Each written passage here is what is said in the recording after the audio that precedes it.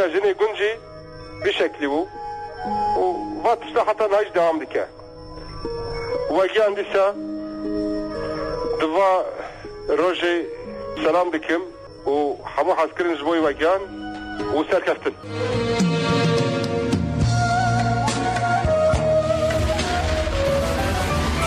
إيرا راديو تنكي كلا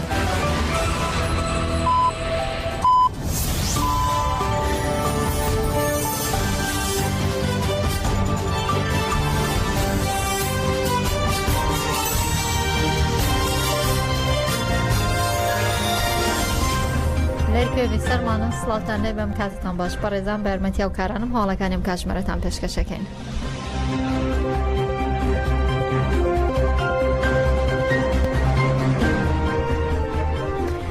فەرماندەیەکی نەکانی بەرخۆدانی شنگال یەپەشە لەسەر زیانەکانی بردومانەکەی دەوڵەتی تورک لە شنگالدا ڕایگەاندۆ لە هێرشەکەی دەوڵەتی تورکدا شەڕڤانمان مەجدەر فەقیر شەهید بووە لە ڕاگەنراوە کە داهاتووە ئێوارەی دوێنێ کاتژمێر 50 خولەک لە گوندی ڕەسکا لەلایەن دەوڵەتی تورکەوە هێرشێکی ئاسمانی کراوەتە سەر هێزەکانمان کە سەرقاڵی ڕاپەڕاندنی ئەرکەکانیان بووە لەو هێرشەدا هاوڕێیەکمان شەهید بووە. ئەو دەڵێ لەو ماوانەی دوایدا دەوڵەتی تورک جارێکی دیکە بە درندێکی زۆر و هێرش دەکاتە سەر گۆڕەپانی ئێمە لە شنگال ئەو هێرشانەی فاشست و خەرکەر یەکەم جار نییە کە بەرامبەر بە ئیزیدیەکان ئەنجام دەدرێت و لەو هێرشەی دەوڵەتی تورکدا جینۆسایدی ئیزیدیەکان دەکات. یەپەش ئاماژەی بۆ کوورە لە بەرامبەر مافی خۆپاراستن و خۆبەڕێوەبردننی ئیزیدیەکاندا هێرش لە ئارەدا بە تایبەتی لەم ساڵانەی دوایدا دژمن تاکە یەک ئامانجی هەیە ئەوەش هێنانەدەی خەونەکانە بۆ داگیرکاری. ناسامەی ئەو شەیدش بەم جۆرە ئاشکراکراوە. مەجدەل حەسەن خەلەف خەلیل ناسراو بە مەجدەل فەقیر لە 8 سەی 2024 لە گوندی سکانیا شەهید بوو.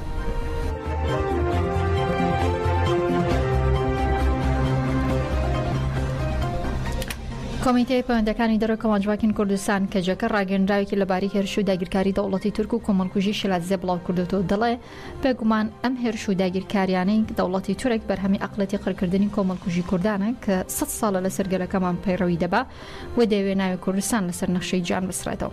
کەجەکە بردومانی دەوڵەتی تورک لە شلاتزێ کە بۆ هۆشەید بوونی دوو هاوڵاتی بەتوندی شەرمەزار دەکا و دەڵێ ئەرک و بەرپرسارەتی کۆمەلگا و لایەنە سیاسیەکان و ڕێکخراوەکانی مەدەنی هەرێمی کوردستانە کە لە دژی داگیرکاری دەوڵەتی تورک و خیانەتی پەدەکە هەڵوێز دەرببڕن. کەجەکە ماژەی بۆ گرووە کە پەدەکە دەستی خستۆتە ناودەستی ئەردۆغان و حاکان فیدان بۆ کۆبوون و دانیشتنیان لەگەڵدا ئەنجام دەدا. ئەمڕۆ پەدەکە نەک هەربێ دەنگەلم تاوانانە بەڵکو ڕەوایەتی پێدەدا و پەردەپۆشیان دەکا بۆ دەوڵەتی تورک خزمەتی دەوڵەتی فاشست دەکات.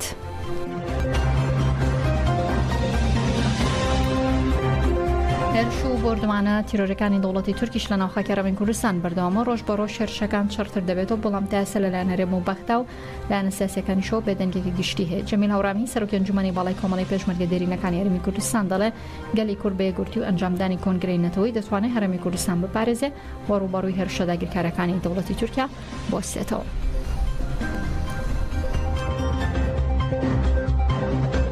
ئەوە شتێکە کە شتی مەبدەئیە لە یابان شتی عقایدیە. ئەمان ئێستش هەرێمی کوردستان بە ویلایەتی مووسڵ ئەزان وای بیرەکەنەوە کە لە ساکسبیکۆ ئەمانە زەعیب بوون دەژێت دەستیانە دەراتەوە لەبەرەوە فەرامۆشیان نەکرد و لە بیران نەچوەتەوە. مەسەڵەن تۆ باشیقە بۆ چی هاتەوە؟ باشیقەوە پەقەی لێ نییە، هاتووەتە لە پەنای مووسڵایە. بەڵام سەید ئەوەیە عێراقیش قبوڵەکە. عێراقیش تا ئێستا احتجاجی نەکردووە، خۆ پێشنەکردنی سیادەیە ئەو قەی ناکا بڕین لێرە بە بیانی پەکەکەوە درۆنە تەقەمەندیە هجوومە دێهاتی وێران کردووە. بەڵام خۆ باشیقە نەپەکەکەی لێ و نە هیچ شتێکی لێ ناو باشیقە. بەڵام هیچ قسەیەک ناکات و هیچ احتجاجی کردن. ئەگەر ئێمە یەکگرتوو بین یەکێتیمان هەبێت سەبابین چۆن احتجاج کرا دژی ئێران کە موشەکینا بە ماڵی پێشنەوت زەیەوە ئەوی شەید کرد لەگەڵ مناڵێکە. ئەگەر ئێمە یەکێتیمان هەبێت دیسانتوانین شار بکەین لە سەردین. بەڵام کە تۆ قسەیە نەکەیت ئەویش یەت وردە ئەوان تەماحیشان هەیە ئەڵێن ئەبێ ویلایەتی مووسڵ بگرێتەوە سەر خاکی خۆمان، ئەڵێ ئێمە زەعیب بوون ئەو کاتە. بۆ ئەردۆغان خۆی قسەی کرد، هینێکشان کرد لە کۆمکارێکیان دروست کرد بە ناوی کۆمکاری تروزمانەکانەوە.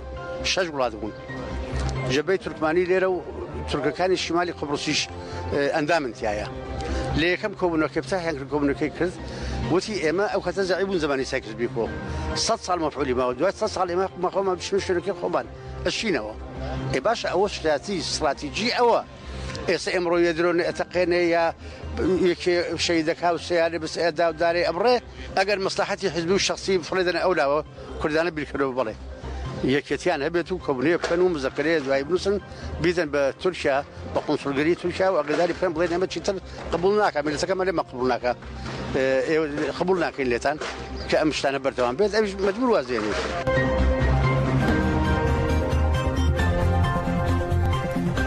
ئەمڕۆ ساڵەتی ڕاپەڕێنی خەڵکی شارچکەی کۆیە دژ بە ڕژەمی دیکتاتۆری باس لەو ڕۆژانەدا خەڵکی شارەکە و دامدەستگاکانی ڕژێمیان پاکردەوە بە ئازادی شاد بوون. ئێستا دوای تێپەڕبوونی 33 ساڵ لە ڕاپەڕین هەوڵاتیانی شارچکەکە لە دەسەڵاتی کوردی نیگەرانن.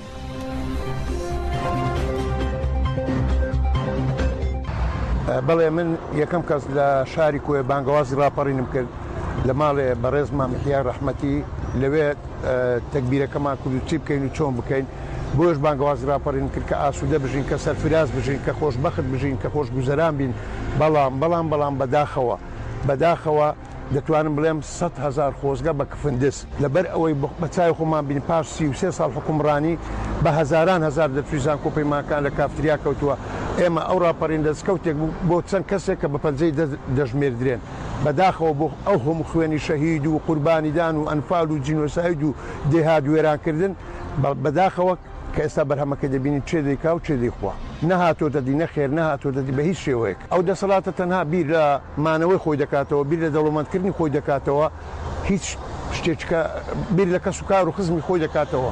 ڕۆژی یادی ڕاپەڕینی شاری کۆیە کە ئەم ڕۆژە مێژوویە لە تاریخی کورد دەربارەی دەستکەوتەکان لەوەیە هەندێکی هاتوێتەزی بەڵام تموحی کە سوکاری شەهیدان نییە بەڕاستی کە ئەو شەهیدانێک کە ڕوحی کۆیان کردە قوربانی لە پێناو ئازادی سەرفرازی گەلەکەمان بۆ شەڕەف و نەزادبوون لە دەستی بەعس کە شەڕف کەرامەتمان کەوتووە بە دەستی بەعسیەکان کە ئەوە یەکێکە مارە ئاغایەکانی کۆیە کە خەڵکێکی زۆری شەهید کرد ئامانجەکان زۆرن نهاتەدی بەڵام بۆ نەهاتەدی لە یەک نەگرتنی کووردە ئەوەش عوبارەکەی دەگەڕێتەوە بۆ ئەستۆیوان کە هیچ شتێک بەدی نەهاتیە ئێستاش لە هەندە حالەت وەک نەوەتویەکە کە خەڵک دەسێ سرە دەگرێت بۆ گاز سرە دەگرێت بۆ غاز سرە دەگرێت بۆ نەفێت ئاو نایە کارەبا وەک پێویست نییە وەڵا چێ بەرپرسە حیزبی دەسەڵات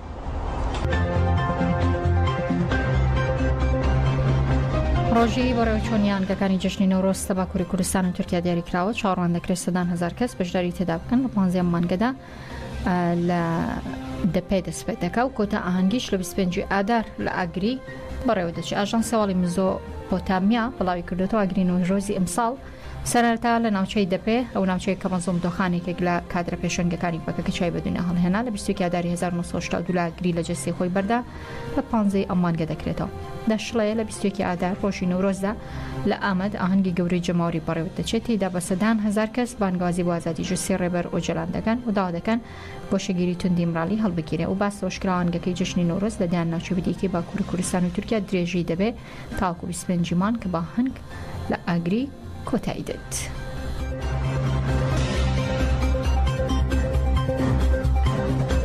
لە ئاوی گرۆن دژی گۆشەگیری توندی سەر ڕێبەرەوە جەلان بە پێشەنگاتی تەفگەری ژنانی کوردی ئەوروپا چالێکی مانگرتن لە خواردن دەست پێکرد و ژنان داوان کرد کە خاوەنداری لا بەرخۆدانی زیندانیان بکرێت.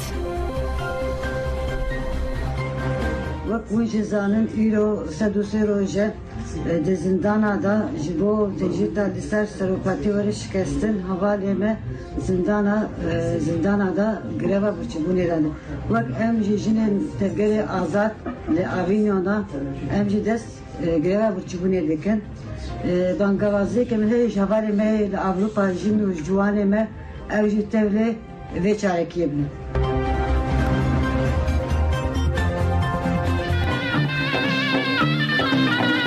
Em jin paş ve gav nabêjin, têde koşin dengê xwe bilind dikin.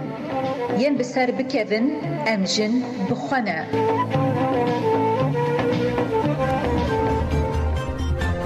فەرماندەی گشتیەکی نەکانی پاراستنی ژن یەپەژە بە بۆنێشتی ئادا ڕۆژی گیانی ژنانی کرێکار پامێکی بڵاو کردوێتەوە دەڵێ ڕۆژێشتی ئادا ڕۆژی گیانی ژنانی کرێکار لە هەموو ژنانی گیان و هاوڕێ هەر ڕاستی ژن ڕێبەر ئاپۆ پیرۆز دەکەین و بە بۆنەی ئەم ڕۆژەشەوە یادێم و شەیدانی ژنانی ئازادی خواست دەکەینەوە. فەرماندەی گشتی یەکینەکانی پاراستنی ژنان با بۆنەی هەشتی ئادار ڕۆژی جیهانی ژنانەوە پەیامێکی پیرۆزبایی بڵاو کردەوە. یەپەژار ڕایگەیان ڕۆژی جیهانی ژنان لە هەموو ژنانی جیهان و هاوڕێ هەرە ڕاستی ژن ڕێبەراپۆ پیرۆز دەکەین بە شانازیەوە وەک هاوڕێیانی ژنانی قارەمان لە بەرامبەر هەر جۆرە سیاسەتێکی پاکتاوکاری داگیرکاری و گۆشەگیری تێکۆشانمان بەرز دەکەینەوە. ئێمە لێرەوە لە ڕۆژاوای کوردستانەوە ئەو جێگەی کە تاریکی 1000 ساڵەی تێدا بنەبڕکراو ئاڵای بەرخۆدانی ژنانی تێدا بەرز کرایەوە. سڵاو و عشقی خۆمان دەنێرین بۆ هەموو ژنانی تێکۆشەر لە جیهاندا. ژنان لە هەموو لایەکی جیهان بەرامبەر سیستەمی دەسەڵاتداری کە بە شەڕ دەستدرێژی و پاکتاوکاری خۆی سیستەماتیک کردەوە سەریان بەرز کردوتەوە. لە چیاکانی کوردستان گەریلاکانی هێژاستار لە بەرامبەر چەکی کیمیایی و بەرخۆدانێکی مێژووی ئەنجام دەدەن. لە ئێران لە بەرامبەر هەموو دەستدرێژی لە سێدارەدان و زۆرداری لەسەر ژنان با ڕۆحیەتی ژینە ئەمینیەوە. ژنانی فارس و ڕۆژهەڵاتی کوردستان با دروشمی ژن ژیان ئازادی داوای ژیانێکی بەشکۆ دەکەن. لە ڕۆژاوە و باکووری سووریا لە بەرامبەر داعش ژنانی کورد، عەرەب، سریانی، ئەرمەنی و ئاشووری لە ناو ڕیزەکانی یەپەژەدا خۆیان ڕێخستووە لە هەموو گۆڕەپانەکانی ژناندا دەستکەوتەکانی شۆڕەش دەپارێزن. بێگومان لە سایەی فکر و ڕامانی ڕێبەراپۆ کە بیرۆکەی ئازادی ژنە و ئێمەی گەیاند بەم ڕۆژە هەر بۆیە شۆڕشی ڕۆژئاوا بە شۆڕشی ژن دەناسرێتەوە. ئەمڕۆ لەسەر ڕێگی خۆمان بۆ جەوهری خۆمان دەگەڕین و مێژووی ئازادی خۆمان با تێکۆشان و ئازادی دەنووسینەوە. وەک یەپەژە مزگەنی بەهارێکی گەشتر دەدەین با تەواوی گەلانی هەرێمەکە. هەموو گۆڕەپانەکانی ژن بە جەوهری ژن مانادار دەبن. ئەمینیدا و تەوایی ژنێن بەرخەدێر ئەم پیرۆز دکەن و ئەم دەبێژن کە ئەم جیوەکی ژن ئەمێ لە دوو وابن و ئەم پشتگیریاوان دکەن. بەشێک لە چاڵکوانانی ژنان لە هەرێمی کوردستان پێیانوە لە هەرێمی کوردستاندا جوواکاری لە مواسسەکاندا هەیە. ناهۆشیاری کۆمەڵایەتی ڕێگری گەورە بەرامبەر بە ژنان.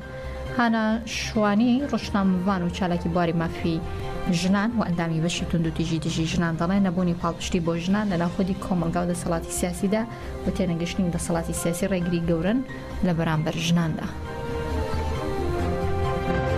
هەڵبەتە لە هەرێمی کوردستانە بارودۆخی ژنان بەپێی ناوچەکان و هاروەها بەپێی جۆری مامەڵەکردن بە تایبەتی مامەڵەکردنی یاسا و باری ئابووری لەگەڵ ژنانە و ئەم پەیوەندیە ڕاستەوانەیە یاخود پێچەوانەیە گۆڕانکاری زۆری بەسەرادێت. لە هەندێک ناوچە ئەبینین کە ژنان کاری تاقەت بڕووکێنەکان لە سای نەبوونی یاسای کارە و چەوسانەوەیان بەرامبەر ئەکرێ. بەگشتی بارودۆخێکە ئەگەر بڵێن لە ئاستێکدا ڕێژەی تونند و تیژیەکان کەمی کردووە بەڵام لە ئاستێکی ترا پێشێلکاریەکان بەرامبەر بە ژنان زیاتی کردووە. چەندین جۆری پێشێلکاری هەیە، مەرجنیە پێشێلکاری ئەوە بێت کە لێدان بێ یاخود ڕاستە و خۆکوشتنی ژنان بێ، بەڵکو چەندین جۆری پێشێلکاری هەیە کە ژیانی ژنان بەرەو ئاسوودەیی ئەوە. من ئەمەوێ بەڵام هۆشیاری کۆمەلگا، چونکە ئەگەر کۆمەلگا هەمووی بەیەکەوە هۆشیار نەبێ، ژن بەڵێ هۆشیارە بەشێکی زۆر لە ژنان بە مافەکانیان ئەزانن و ئەزانە مافە یاسایی و دەستوریەکانیان چییە، بەڵام ئەو پێشێلکاریانە یاخود نەبوونی فرسەتەکان یاخود نەبوونی هەلەکان و ئەو ڕێگریانی کە لە بەردەمیانە هەیە ئەومان پێ ئەڵێ کە ناهۆشیاری کۆمەڵایەتی ڕێگریەکی گەورەی لە خودی ژنان و خودی تاکەکانی کۆمەلگاش ئەکات بەرەو پێش بچن و بتوانن هەنگاوی باش بنن.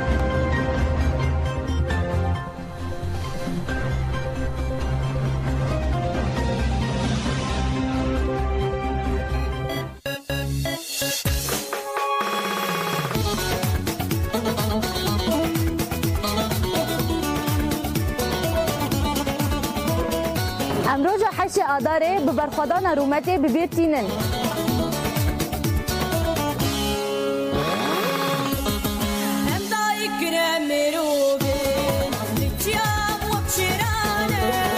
ژن هەبوونە هەبوونە بپارێزن.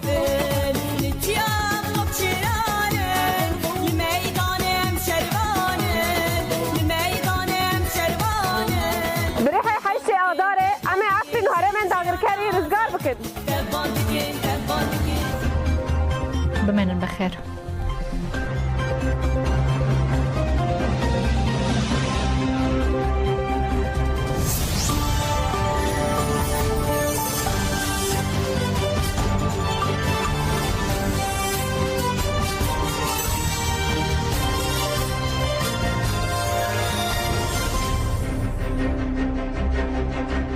سبب كواكي مازن بخاص برج كاتشك يا وياش غورتك في باتي دي شر بي مازن بكي